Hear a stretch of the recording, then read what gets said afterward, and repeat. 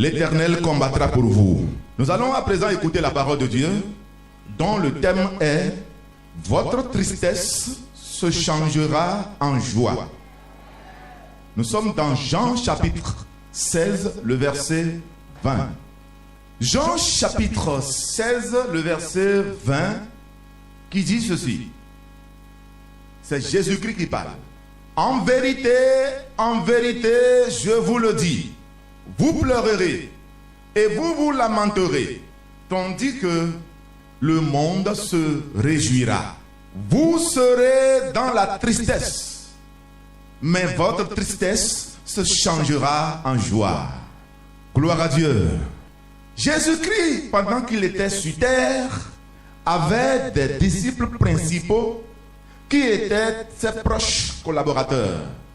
Ces disciples en question allaient presque partout avec lui et faisaient presque tout avec lui. Jésus-Christ était une fierté pour ses disciples.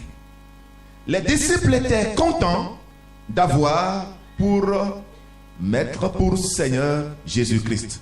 Lorsqu'ils se réveillent et voient Jésus-Christ, ils sont contents. Jésus-Christ est au-dessus de toute personne. Jésus-Christ est au-dessus de tout. Il impose silence à l'ennemi Satan. Et Satan obtempère. Jésus impose silence à la tempête. Et la tempête lui obéit. Jésus renvoie les démons. Et les démons lui obéissent. Jésus-Christ était une fierté pour ses disciples. Ses disciples pouvaient se dire, mais le Seigneur que nous suivons, il est tout pour nous. Nous n'avons pas peur de la maladie. Parce que notre Seigneur, c'est lui qui guérit les malades. Nous n'avons pas peur de la mort. Parce que notre Seigneur que nous suivons est la vraie vie. Notre Seigneur en qui nous croyons est la vraie vie. Notre Seigneur Jésus-Christ nous a donné la vie qui ne finit jamais, la vie éternelle. Pourquoi avoir encore peur de la mort? Jésus-Christ est là pour nous. Nous n'avons pas peur du diable. Nous n'avons pas peur des démons. Parce que notre Seigneur Jésus-Christ est là pour nous. Il est là. Jésus-Christ est là pour nous. Et un jour, Jésus s'adresse à ses disciples en ces termes. Sachez-le, le temps vient où le monde sera en train de se réjouir. Et pendant ce temps, vous serez en train de pleurer. C'est un contraste. Ce devrait être le contraire. Seigneur, à clou non flanc de véa. À clou non flanc de véa. À clou non mit de l'ena da via webo. Béo messi mele. Et t'es dans un coin. À clou non flanc de véa. À clou non flanc de véa. À clou non flanc de véa.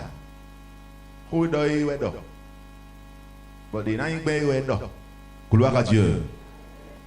Le Seigneur ne s'est pas trompé. Il était bien en lui-même et continuait de maîtriser tous ses sens.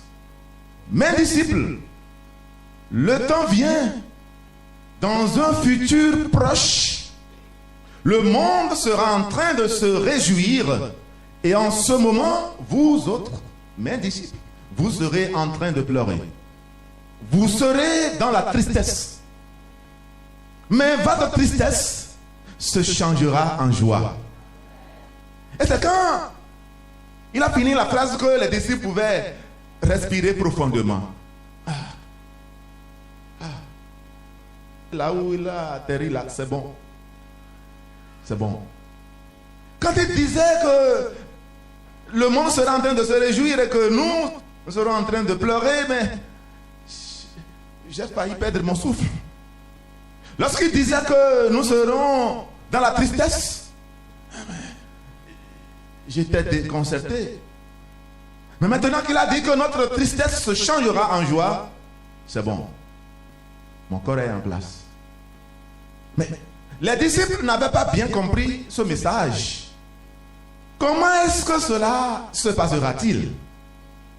Que se passera-t-il? Comment est-ce que ça va commencer à se passer? Ce que le Seigneur vient de dire là va se réaliser comment?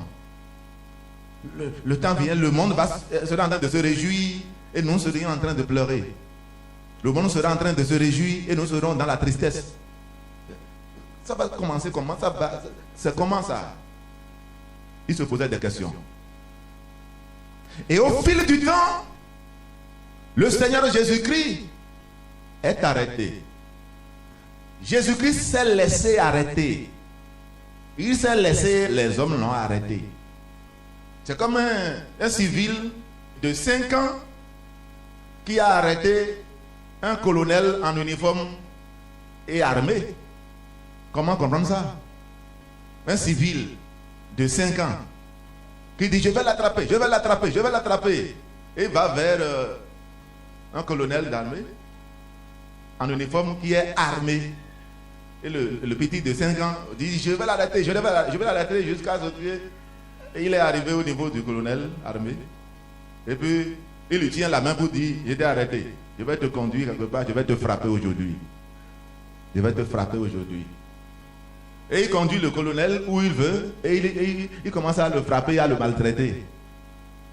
Celui qui est sage, qui observe la scène, va réaliser que non, ce n'est pas que le petit est plus fort que le colonel. C'est que le colonel s'est laissé maltraiter. C'est volontairement que le colonel s'est rendu, quoi. Sinon, ce n'est pas que le petit est plus fort que lui. Jésus-Christ est en même temps le vrai Dieu. C'est un mystère. Personne ne finira de connaître Dieu à 100%. Non. Aucun pasteur, personne. Dieu est grand.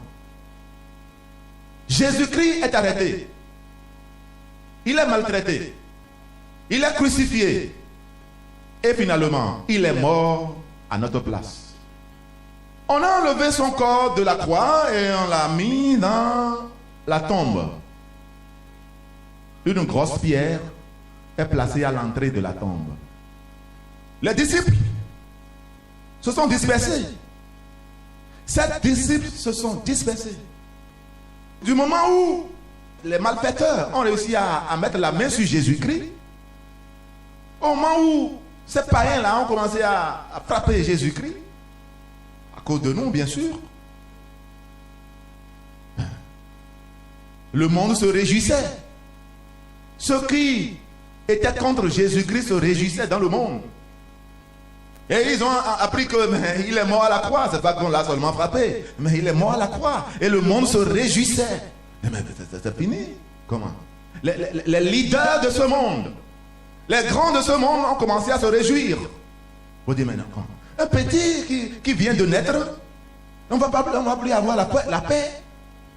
Il guérit les malades, il ressuscite les morts, ce que nous on ne peut pas faire. Alors que c'est devant nous qu'il est né.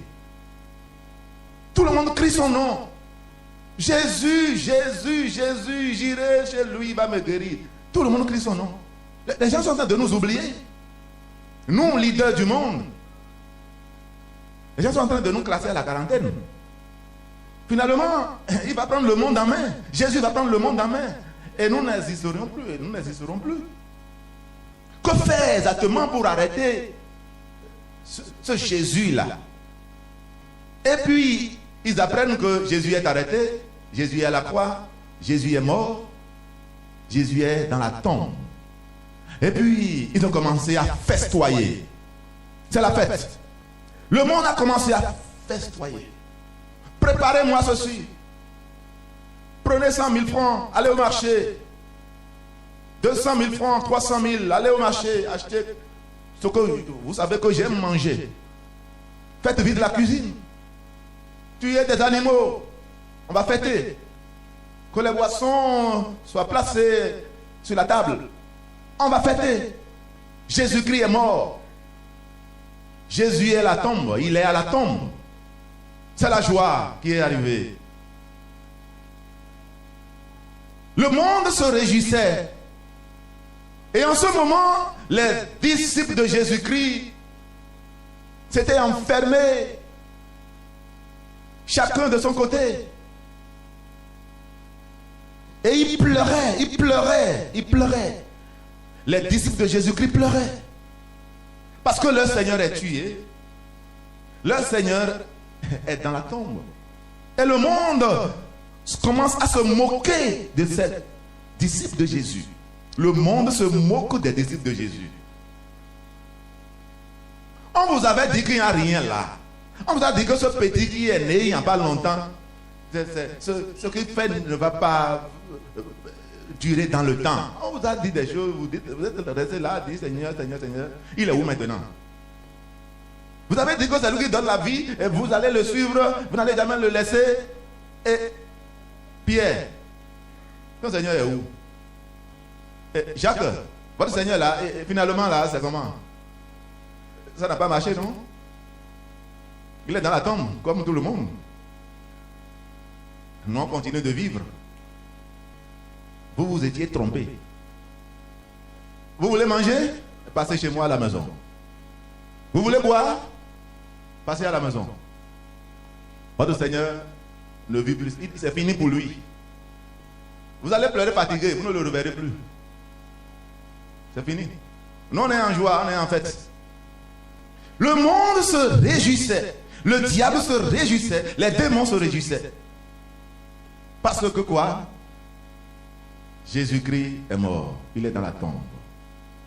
Les disciples ont pleuré, pleuré, pleuré, pleuré. Personne pour les consoler. Jésus a fait, le corps de Jésus a fait 1 jour dans le tombeau, 2 jours dans le tombeau.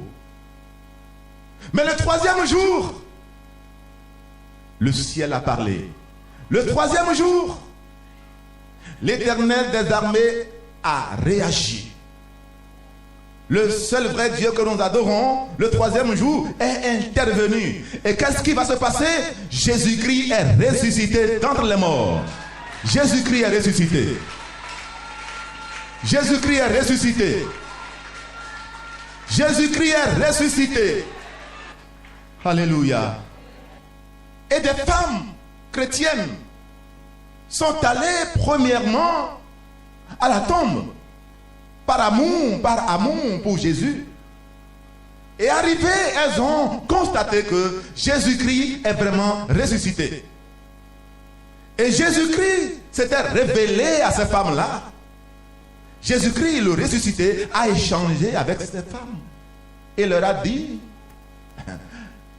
allez dire à mes frères, c'est-à-dire à mes disciples, que je suis ressuscité. Et qu'on va se voir à Galilée. Allez le leur dire. Et ces femmes, ces chrétiennes, se sont mises en route. Et sont allées porter la bonne nouvelle aux disciples de Jésus-Christ. Qui vous dit qu'une femme ne peut pas être servante de Dieu. Servante de Jésus-Christ. C'est à elle que Jésus-Christ a confié, après sa résurrection, la bonne nouvelle. Et ce sont elles qui sont allées la transmettre aux disciples hommes. Les disciples ont commencé à se demander, mais comment il est ressuscité? Il avait dit, mais bon, comme nous, on n'a jamais vu quelque chose comme ça. Bon, il est vraiment ressuscité? Et Pierre a commencé à courir. Il dit qu'il va se rendre à l'évidence. Et qu'il ira voir, constater lui-même. Il est allé au tombeau. Il a vu quoi? Un tombeau vide. Jésus-Christ est vraiment ressuscité. Les disciples qui pleuraient ont arrêté de pleurer. Ils ont cessé de pleurer. Et ils se sont contactés et se sont donné rendez-vous dans une chambre où ils pouvaient célébrer un culte. Et puis, ils sont allés dans cette chambre-là, les disciples. Et ils ont fermé les portes. Et les activités ont commencé. À un moment donné, quelqu'un apparaît devant eux. Son corps brille, vêtements brillent, tout brille, c'est de la gloire. C'est qui ça? On l'observe, on voit que c'est Jésus-Christ qui est arrivé. Il est vraiment ressuscité. Et Jésus-Christ leur dit quoi? Que la paix soit avec vous. Que la paix soit avec vous. Et ses disciples sont remplis maintenant de joie. Ces disciples qui ont pleuré pendant 3 jours, je vais dire, ces disciples ont pleuré. Qui ont pleuré, ont commencé à se réjouir maintenant. Et vous voyez, ce que Jésus-Christ avait dit, c'est accompli. Il va arriver un temps où le monde va être en train de se réjouir. Et en ce moment, vous serez en train de pleurer. Vous serez dans la tristesse. Mais votre tristesse se changera en joie. Et cela s'est accompli sur les disciples. Gloire à Dieu. Mon frère, ma soeur, le Seigneur qui a transformé la tristesse de ses disciples en joie est à l'œuvre en ta faveur aussi. Hein? Il est à l'œuvre en ta faveur. Même si la vie est difficile aujourd'hui, bientôt nous serons dans la joie. Gardons les yeux fixés sur notre Seigneur Jésus qui nous réserve un avenir radieux. N'abandonne jamais Jésus-Christ. Ce temps de difficulté, ce temps de tristesse que tu traverses a une fin. Une joie immense t'attend. Notre Dieu qui ne change jamais a le pouvoir de tout changer. Il change des choses en ses enfants et pour ses enfants. Notre Dieu change celui qui est candidat potentiel pour l'enfer en citoyen céleste. Et c'est ce qu'il a fait pour moi. Est-ce ce qu'il a fait aussi pour vous? Est-ce ce qu'il a aussi fait pour vous? Est-ce que vous étiez candidat potentiel pour l'enfer comme moi? Mais il nous a transformés par sa grâce. Il nous a changés en citoyens célestes. Nous devons lui en rester reconnaissants. Notre Dieu, notre Seigneur Jésus-Christ change le malade en bien portant. Il faut le croire. Il change le malade en bien portant. Si tu es malade, il y a de l'espoir pour toi. Jésus-Christ est capable de te guérir. Il change le malade en bien portant. Jésus-Christ change le stérile, la stérile en parent.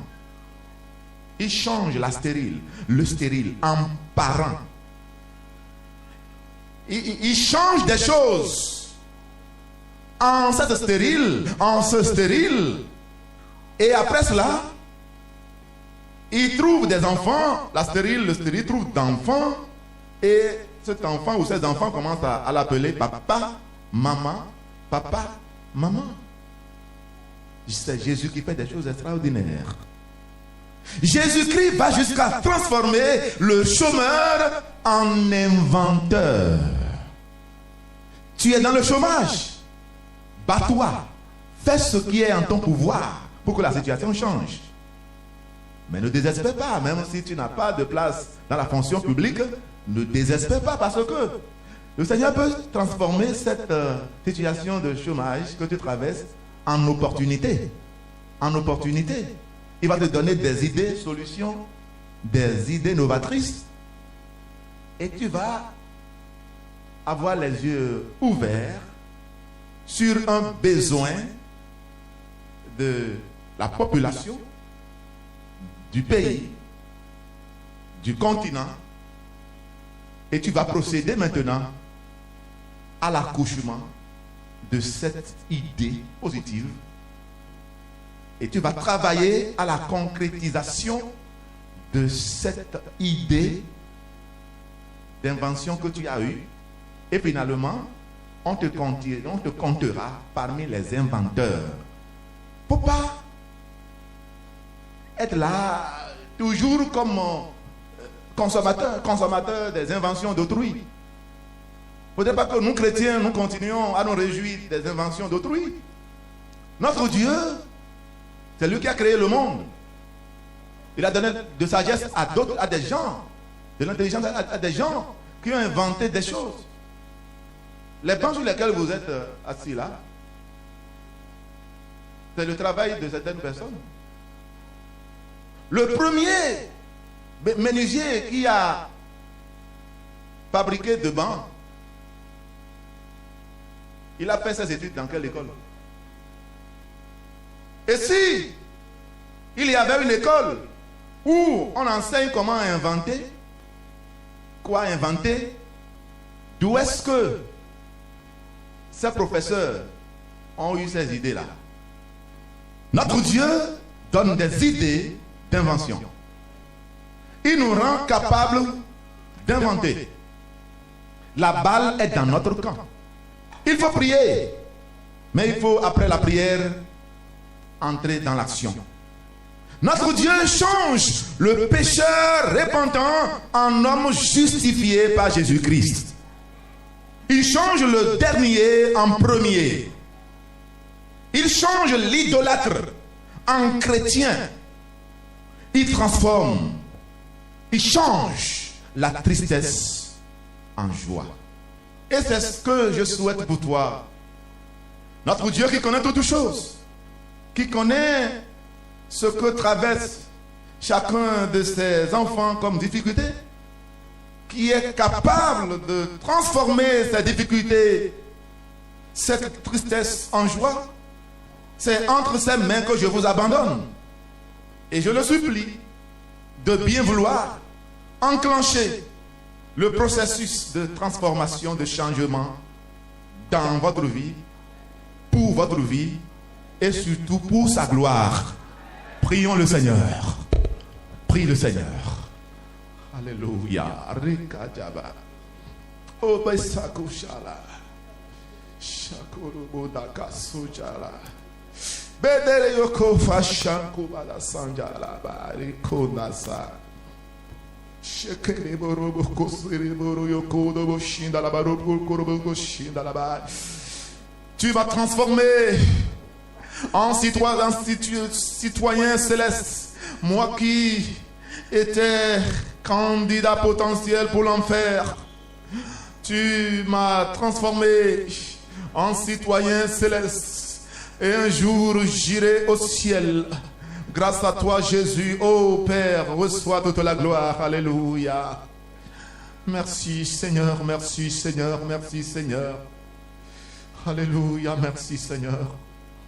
Moi qui étais dernier, Seigneur, tu m'as mis sur le chemin des premiers. Louange à toi, alléluia. Merci Seigneur.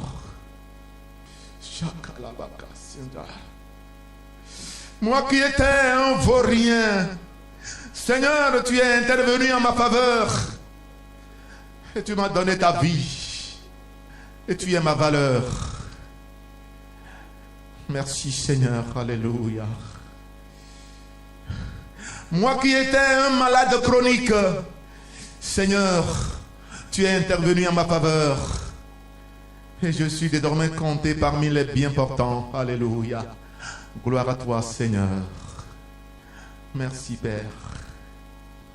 Béni sois-tu Seigneur.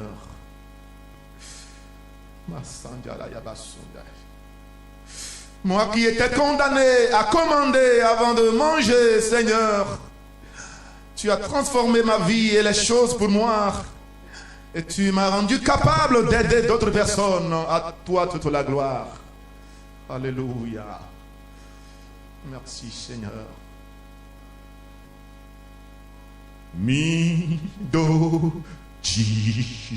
Midoji Avanyo Godo Midoji Non vio Avanyo Godo Na Mien Judo Bon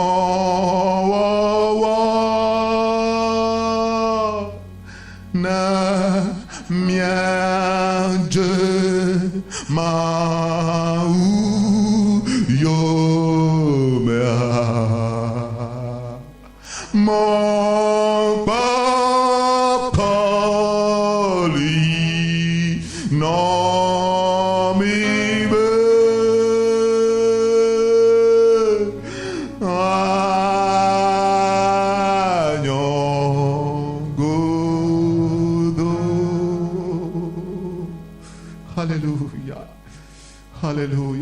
Courage à vous, courage à vous. Demain sera meilleur. Demain sera meilleur pour toi. Courage à toi. Prends courage. Ne te laisse plus au découragement. Prends courage. Le Seigneur est à l'œuvre en ta faveur. Demain sera meilleur. Meilleur pour toi. Car le Seigneur est à l'œuvre en ta faveur. Seulement, tournons dos au péché et suivons fidèlement Jésus-Christ. Suivons fidèlement Jésus-Christ. Demain sera beau. Demain sera radieux. De bonnes choses t'attendent. Alléluia. Merci Père. Sois glorifié, éternel Dieu. Merci pour ta présence en nous, pour ta parole entendue. Seigneur, nous voudrions que ta parole continue son œuvre en chacun de nous, tout au long de la semaine. Continue ton œuvre en nous, continue ton œuvre par nous, pour la gloire de ton nom. Merci parce que les problèmes cèdent place à la solution. Merci parce que grâce à ton intervention, oui, la maladie cède place à la santé robuste. Merci parce que grâce à toi, la mort qui venait à nous a rebroussé chemin.